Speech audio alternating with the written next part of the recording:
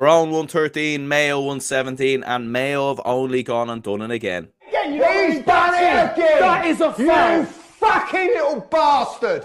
I mean, what is it with this Mayo team? Every time they're written off, every time they're backed up against the corner, every time everyone doubts them, they just come out flying, they come out swinging, and they always seem to just prove absolutely everyone wrong. I mean, this week, right, for Mayo football, must have felt like one of the worst, 2 weeks probably in Mayo football, if we're being honest. I mean, to lose to Cavan in the way that they did, to have been battered the way that they were, to then have to go away to Tyrone, a team who are just fresh off of beating Donegal in Ballybuffet. You have Kevin McStay, who stepped down as Mayo manager until the rest of the year. Whether he's back, we don't really know. And obviously, I wish my best regards and everything to Kevin McStay, and I hope he's okay after everything that's happened.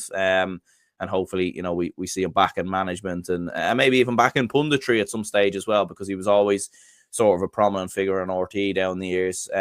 Stephen Rochford comes in. Now he's not inexperienced. Stephen Rochford. He's been Mayo manager on numerous times. He knows these players inside and out, and he was obviously the second-hand man to Kevin McStay as well. So it made sense for him to just come in. You've had issues behind the scenes as well. I'm not going to go into the whole kind of financial troubles, industrial estates, all sorts of just absolute chaos coming out of Mayo football during the week. I mean, it was just all sorts of madness, all sorts of craziness, and you hadn't a clue what was going to come out of Mayo next. To be honest with you, it was absolute carnage. And going into this game, look, we didn't do a preview show during the week. I was a little bit under the weather, unfortunately, so I just wasn't able to kind of do the preview. I was on John McMahon's podcast a little bit earlier in the week, and I did predict Tyrone to win this game. But I remember saying I just have a feeling Mayo could do it, because I've seen this so many times down the years as a Dublin fan, where Mayo are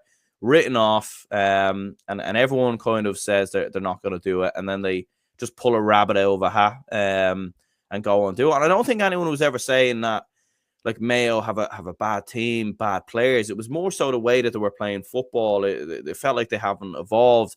They haven't kicked on. And look, this is by no means Mayo back. I think they need to find consistency, in my opinion. And there is still a world where they don't get out of this group, and we'll get onto that in a little bit of a moment, in a couple of moments. But yeah, for Mayo, they have some talented players in Ryan O'Donoghue, as we know, who finishes today with 1-6. Darren McHale's a very good player as well. And even some of the younger lads who came in, the likes of Conal Dawson, Damon Neary as well. Two very, very impressive players who I thought looked very, very sharp in this game. And Mayo have got good footballers. They've got good structures there.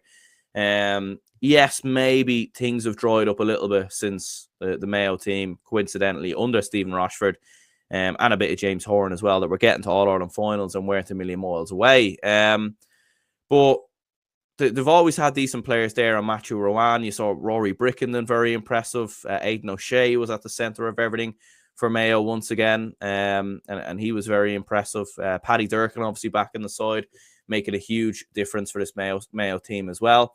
And Mayo turned up and they delivered. And look, they should have won this game, in all honesty, probably even by more. I mean, the goal that they get, ironically, the first goal from Darren McHale, I mean, it's a looped ball into the square, whether it was intentionally or not, probably not, but you would say. And then Noel Morgan has a bit of a bozo moment, and then Darren McHale is there to just put the ball into the empty net.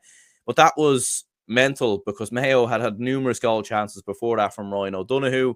I think Aidan O'Shea had a goal chance at one stage as well. Mayo had multiple chances to get themselves further ahead. And then in the second half, you're thinking, when Dara Kahneman gets that goal, right, Tyrone are going to come back. They're going to make a response, and they brought it back to a 1-point game not long after Noel Morgan kicked a 2-pointer. But Mayo again stepped up and delivered and got over the line, and they get the penalty. Ryan O'Donoghue dispatches that very, very well, and Mayo are absolutely brilliant. And you have to give full credit to Stephen Rochford, to this Mayo team, for stepping up when it was delivered. Jack Coyne getting himself a point as well, and was very impressive. Jack Carney delivering. And what does this mean in the grand scheme of things? Is this Mayo back? It's hard to know. Look, it's mental, this year's championship, because everyone's just kind of beating everyone, and it's so up and down. I mean, Tyrone, in many ways this was vintage Mayo, but in many ways this was vintage Tyrone as well, because Tyrone go and beat Donegal away from home. They announced themselves. Everyone's talking about them now as All-Ireland contenders and everything else. But the big problem for Tyrone over the last 4 or 5 years, and I've said it on this channel numerous times, it's not the talent, the ability, it's been the consistency. And it was a big issue under Fergal Logan and Brian Dooher, where Tyrone would produce big performances like they did versus Donegal, but they wouldn't be able to back it up the next week. And the same has happened here. They were very, very flat. Took a long time to get Dara Canavan into the game. And look, I know he scores the goal in the end. Darren McCurry wasn't involved as much as he was versus Tyrone. Only 2 points from him. Kieran McGeary, I thought, had a decent game, but aside from that, there just wasn't enough in the Tyrone side. Kieran Daly, very quiet. Mark Bradley, very quiet. Shawnee O'Donnell didn't seem to have the same influence. A lot of the Tyrone players they brought off the bench as well couldn't make an impact, couldn't get into the game. You were looking for a bit of class or a bit of a moment of magic from Peter Hart, as you so often get when he comes off the bench, and we didn't see that. And it was just very comfortable for Mayo in the end. And towards the end, Tyrone did look a little bit leggy. They did look a little bit tired. Is that because they played last week? Maybe so, but can you use that as an excuse? Personally, I don't think you can. And for Tyrone to have beaten, they get beaten by 7 points, but in reality, they could have lost this by way more. Like, Mayo had more goal chances, more opportunities to make this even more of a foregone conclusion. And, worrying signs there for Tyrone. And mental enough, look, this group is a bit of carnage because Donegal are playing Cavan today.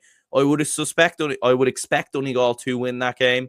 I do think it will be a closer game than maybe people think, but I do think Donegal will respond and win that game and get 2 points on the board. It then leaves a scenario with all 4 teams on 2 points going into the final day, and the teams that win will go through, and then there could be a bit of a head-to-head scenario. So it's not actually done and dusted. Like, if Mayo lose to Donegal next week and Tyrone beat Cavan, then Cavan will actually go through in the head-to-head. But then if it's the other way around and Cavan beat Tyrone, Mayo will have the head-to-head on Tyrone. So it's completely wide open, this group, which is absolutely brilliant to see, to be fair. It's very, very hard to know which way this is going to go now. And for Mayo fans, it will certainly just give them a bit of hope going into that match versus Donegal. In my opinion, like the energy that they played with as well, the quickness, the sharpness. They played with a team who needed the win. They played like a team who had been written off by everyone kind of going into this game. And look, rightly so, in my opinion, because they were absolutely terrible versus Cavan. They were really, really poor. We spoke about Mayo. Mayo could have beat Tyrone very, very, with absolute ease. But to be fair, Cavan could have, did the same. Like, it was very, very comfortable versus Mayo as well. So I think there was an element of rightly so. Like, Mayo had although they got to the league final, they had stages in that league where they were very, very poor. Throughout Connacht, they weren't particularly great. Ironically, their best performance was against Galway, which again shows them stepping up against bigger teams. Big thing now for Mayo is just to, like we said with Tyrone, find a bit of consistency, because Mayo could go out and lose to Donegal by 7 or 8 points. They could easily go out and beat Donegal as well. Like, you just don't know what you're going to get with Mayo at the best of times. And bizarrely enough, like, Mayo could potentially win this group. Which sounds mental, because if you had said that a couple of days ago, people would have been thinking you have some sort of mental illness. But they have the chance now. They have the chance to go and win this group. They have a chance to go and get themselves into an All-Ireland quarterfinal and be seeded. I would still be worried about Mayo when they come up against a lesser team. For example, if they came up against a Down or a Louth or something like that, I would actually nearly be more worried for them. I think this Mayo team maybe needs it needs a Tyrone, it needs a Dublin, it needs a big team to galvanise them and kind of get them over the line. Ironically, but they're back in the mix in terms of getting out of this group. Does this now put them in the conversation as all-Ireland contenders? For me, no, I don't think so. I don't think you can say that off of the basis of one result. I think it's a massive win from a Mayo perspective. Don't get me wrong, but again, it's just about kind of building that momentum and everything else. And I think the same probably applies to Tyrone as well. It looked like Tyrone had gotten these kind of results out of their system. But now we've gone and seen it again. And yeah, incredible stuff. But anyway, we're going to go ahead and wrap this up here. Do let me know your thoughts, your opinions on the game in the comments down below. In terms of man of the match, difficult one, really. I think Paddy Durcan had a phenomenal game, though. 3 points and seemed at the heart and centre of everything that was brilliant about Mayo. Aidan O'Shea was very good. Davin Neary was very good when he came off the bench as well. But we'll go with Paddy Durcan there. We'll be back a little bit later. I am going to the Dublin Armagh game, so we will be back a little bit after that to give the match reaction and thoughts and everything else on the game. And until the next one, speak to y'all later.